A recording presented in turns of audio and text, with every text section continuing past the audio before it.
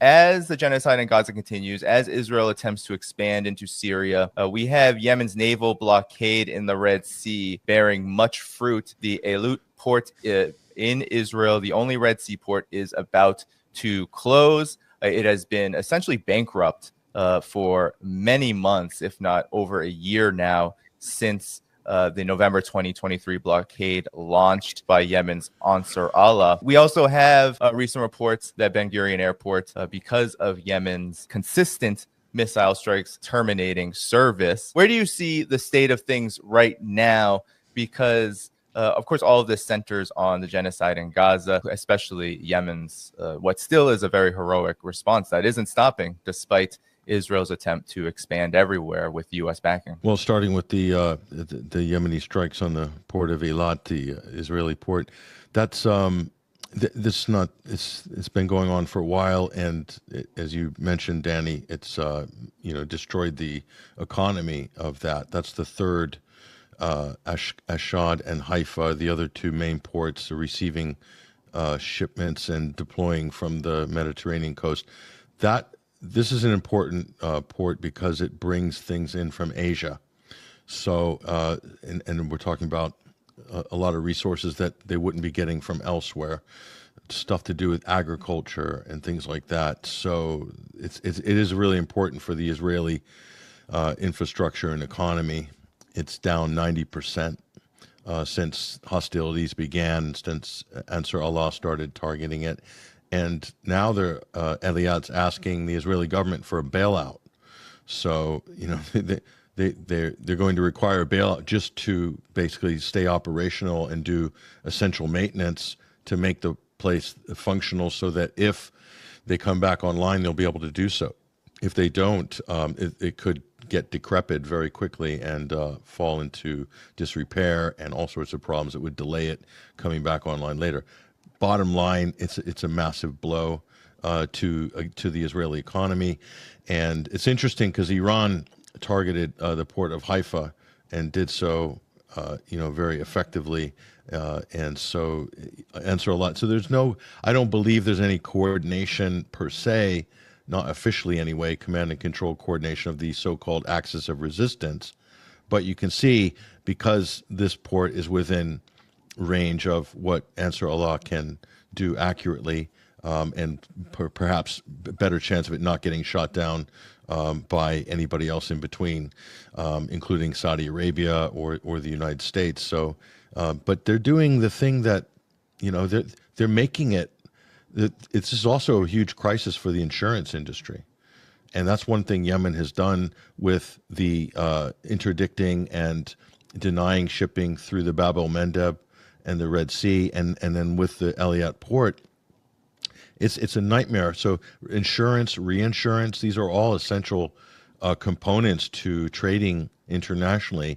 And right now, I don't think they can get insurance, and who's going to insure anything out of this port as well. So it's from that point of view, in terms of some kind of military stroke economic intervention to try to make life uncomfortable for the Israelis, Yemen has done more than anybody proportionally on the planet. I mean, it's extraordinary that no one else could step up and do what they have done in terms of making an impact. Obviously, they paid a price for it in terms of U.S. Strikes and Israeli strikes, but it hasn't deterred them. They're very determined. They're an example, I think, because they said we're enforcing the Genocide Convention, because it does it's incumbent upon countries that are signatories to take action, to BDS or military intervention if necessary, and that's what they're doing. So it kind of puts everybody else to shame, really. And I wish there was other countries that could follow suit. They are the Hague group that met in Bogota. They are making the right noises. We can talk about that later, but nobody's done what Yemen has done so successfully too. Dan, what is your take and analysis on this? No, I agree with Patrick. I mean, honestly, I think the world needs to be humbled in the face of what Yemen has done. They have basically destroyed Israel's ability to trade, because, as Patrick said, when they've shut down the port of Eilat. And then Iran has effectively shut down the port of Haifa. Both Iran and Yemen have shut down Ben Gurion Airport for the most part. There's very little ways to get, economic traffic in and out of Israel now, except maybe through Jordan. Again, I think Yemen has done more than any country in the world to fight this genocide, even though Yemen is perhaps, if not the poorest country in the world, it ranks up there, right? And let's remember also that Yemen has been the subject of a brutal war, U.S.-backed Saudi war against it since 2015, which brought the country close to famine, if not over the edge of famine, caused tens of thousands of deaths, and yet somehow it has found the wherewithal to defend Gaza. I wish other countries would step up in such a way. I mean, you have to give Iran credit because also they're supporting Yemen. I don't know how much, but I think, in a significant fashion. And again, Iran's attack on Haifa certainly aided the effort against the genocide. But Yemen, I guess, to me, is the most valuable player in this fight against genocide. Since November 2023, we've seen this blockade in the Red Sea continue, and it stopped for a time during the first Trump-brokered ceasefire. We haven't had another one since, of course. It was a very brief pause. We talked about the Hague Group, and you mentioned that it was over a dozen countries coming together. The conclusions for the Hague Group were a little more softer than how Ansar Allah is reacting. How would you compare the two? No, definitely. I think the Hague Group is long overdue. And some of these are what would be regarded as, second or third tier countries in terms of their size. And it's definitely, to me, a global South led effort. And there you see them on screen there. But the point is, it's quite risky. You get together and you conspire to levy sanctions against a country like Israel. Expect dirty tricks at the UN and everywhere else. And the United States will then probably retaliate with punitive tariffs against all of these governments for, hurting their ally.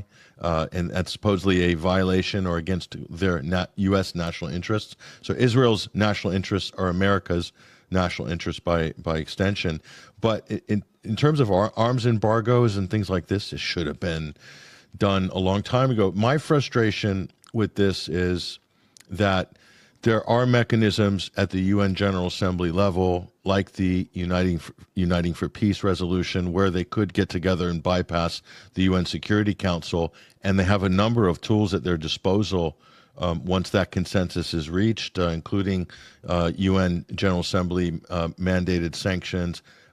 First and foremost, suspending Israel from the United Nations. I mean, that's number one. That should have happened already, especially with the threats and the belligerent behavior in the UN and the fact that they've completely ignored the ICJ's prohibition from the initial preliminary ruling back in early 2024. So that already there's a case to suspend Israel from the UN. It's a no-brainer. That would be the most important step. And then sanctions.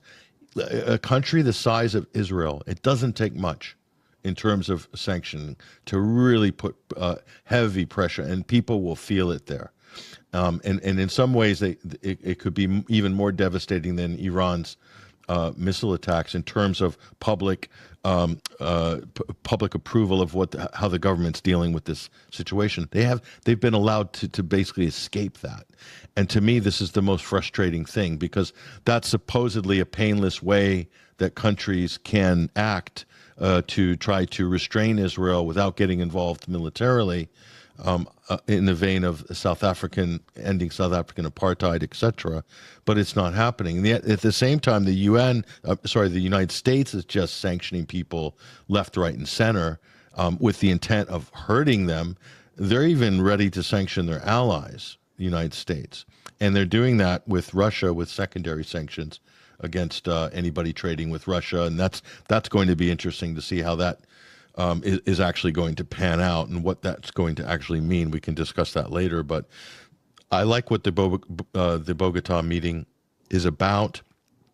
But, even a country like Brazil, they're in a perfect position to do something like this and just go full on embargo, everything, trade, military equipment, the whole lot.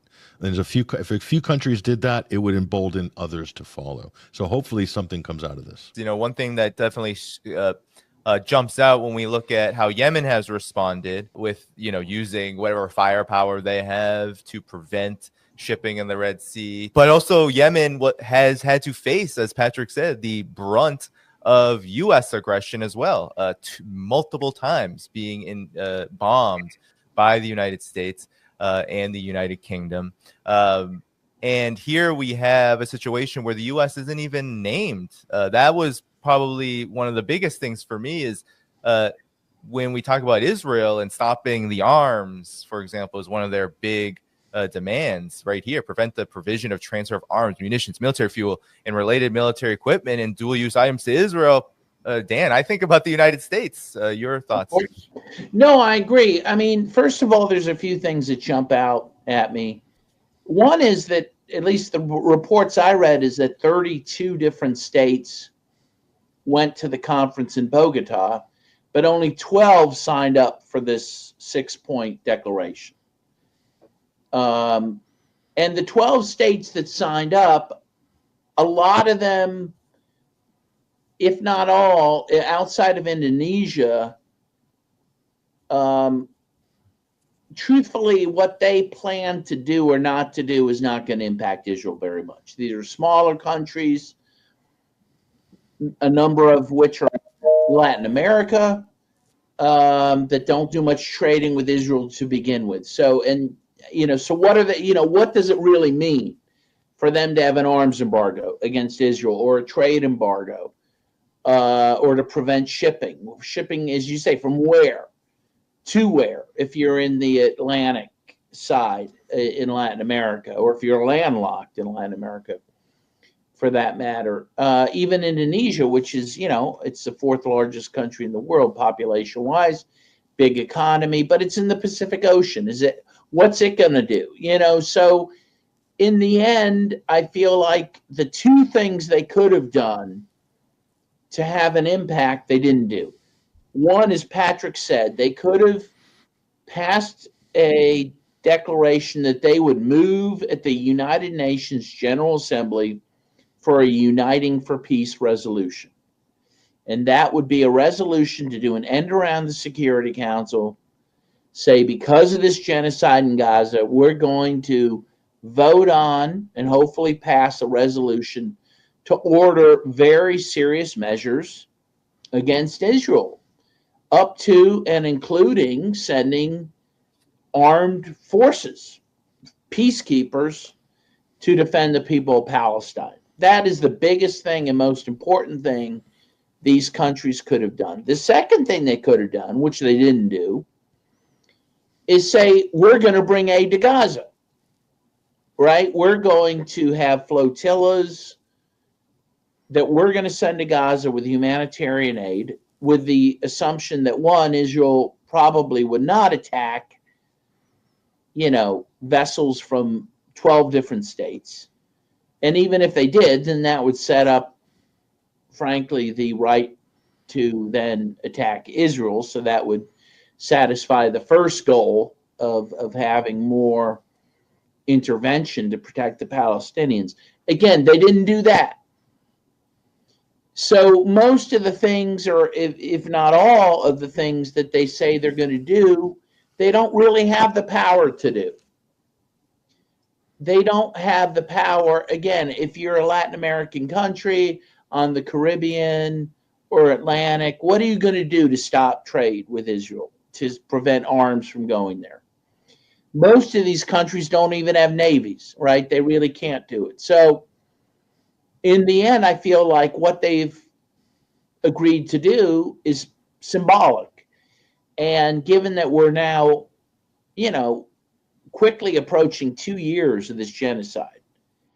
And given the fact that people are starving now and dying now, I feel like this is the type of declaration that should have come out about a year and a half ago. That's my feeling. That's my feeling. I mean, the statistics are the data just of what's happening to the Palestinian people. We won't even call it that, but like what's happening to Palestinians. The UN-backed Global Protection Cluster said that in a report that they've conducted, 10 children a day are losing their limbs alone, let alone all of the people dying, both children and, of course, adults. And this is an image of Syria's government institutions being bombed by Israel as a reporter is giving the news. I put this up to show that Israel is unrestrained. Yemen is right now one of the few countries doing anything concrete, especially on both the military and the aid front. Well, there's a lot going on there. I mean, Israel attacking Damascus just a couple of days ago. That throws a whole new spanner into a mess that, you know, quite frankly, there's already too much going on in the Middle East. But let's just pivot to the Syria issue real quick, because it's important to understand what's going on here. So what you're seeing here is a very theatrical, staged, managed conflict now, or argument, you could say, between Damascus and Tel Aviv. So it's what they've done, what Israel's objective has been from the beginning, including the installation of the terrorist junta in Damascus, the Jolani regime. The intention from the beginning, in fact, they've been trying to do this for 15 years, which is to change the regime in Damascus and then begin the balkanization of Syria with the expressed goal to break Syria up into smaller pieces. And the key piece for the United States and Israel at the moment, the key piece is the strip extending from the Golan Heights along the Jordanian border to Al Tanf, where coincidentally, surprise, surprise, the United States have been entrenched, building up a military presence there for many years, since 2017, and then right up to the Kurdish-held area in northeastern Syria. And this is what many are referring to as the David Corridor, okay? But the problem is it goes through the Druze-held area in southern Syria. So what cleverly, and you have to give Israel and the United States credit for being devilishly evil, and they are 5 steps ahead, unfortunately, of the Arabs, who are divided, and that's been the intention from the beginning. That's the whole object of the game, is to always keep the Arabs and their different factions from a sectarian point of view, from a religious point of view, who they allied with, who they're pro-U.S., anti-U.S., pro-Israel, anti-Israel, is to keep them divided, and so that they can't unite. Because now you can see what the results are of being disparate and disunited. And what they've cleverly done is they have played, and if Jolani was Eli Cohen, then he's playing his role perfectly. Okay, so what they've done is they've created a situation.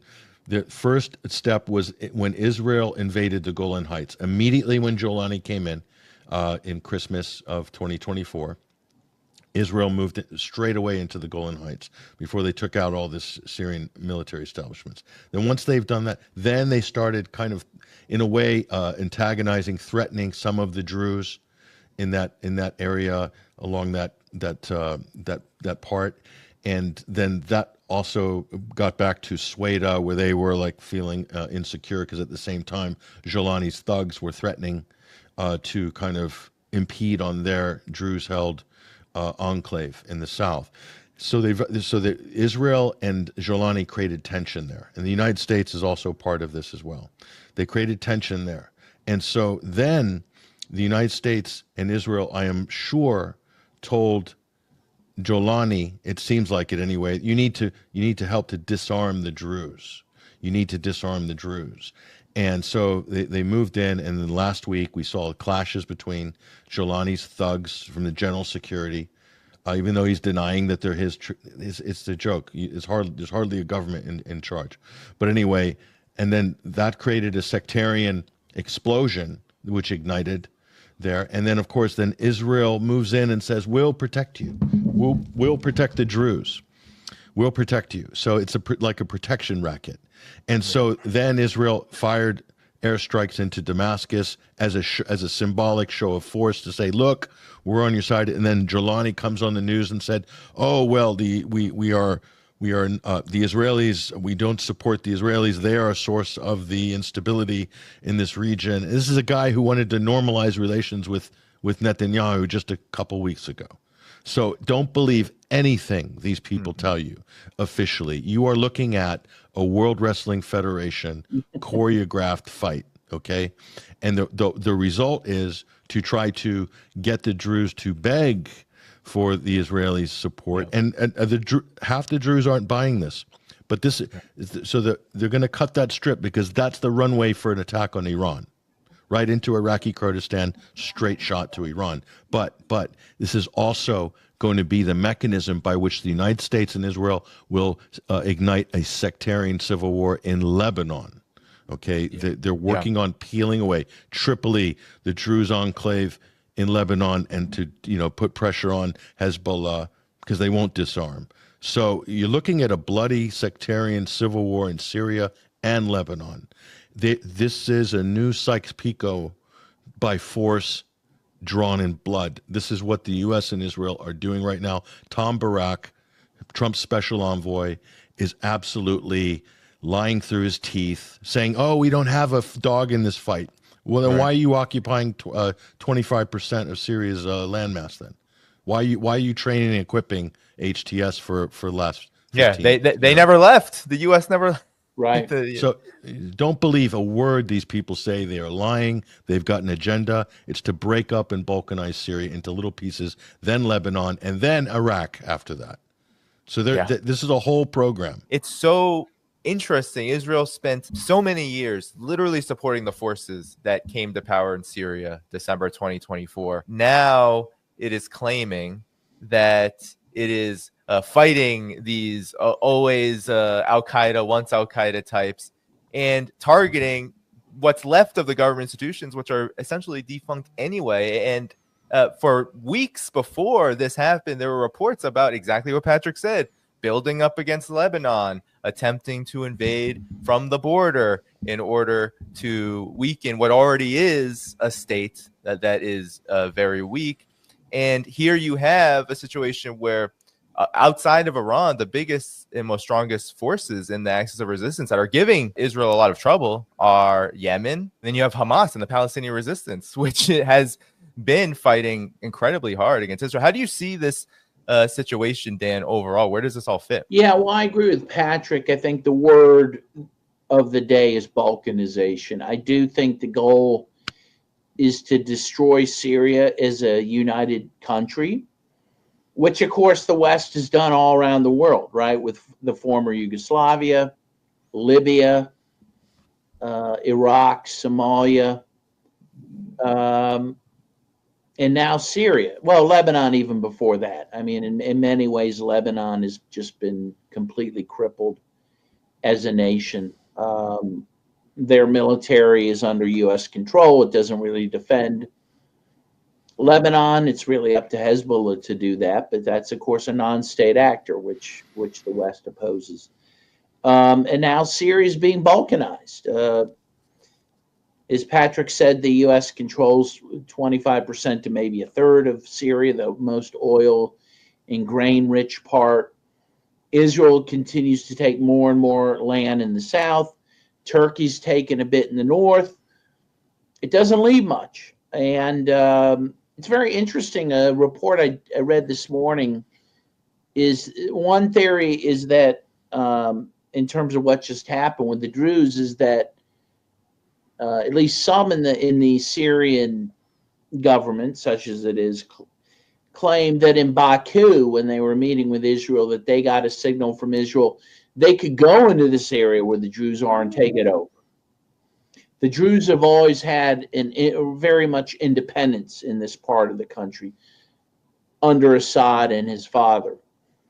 And they're claiming Israel gave them the green light to go in there, which they did. And then, of course, Israel said, oh, you shouldn't be in there. And they attacked Damascus. So either, as Patrick said, this was all choreographed, or Jelani's forces were kind of led into there in a way that, remember, Saddam Hussein was given the green light by the first Bush administration to go into Kuwait. And then when he did, of course, the U.S. went to war with Saddam Hussein for going into Kuwait.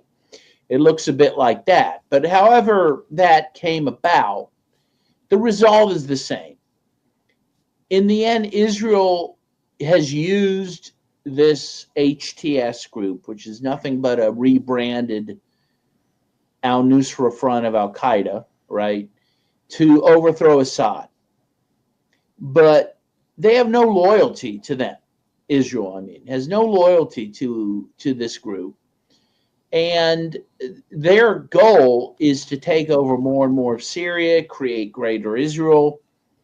And I think Jelani will be dispensed with at some point, just like Diem was in South Vietnam, just like Saddam Hussein, who was a CIA asset, was dispensed with in Iraq. This is how it goes. Be careful to be a quisling of the West. Right? You are utterly dispensable.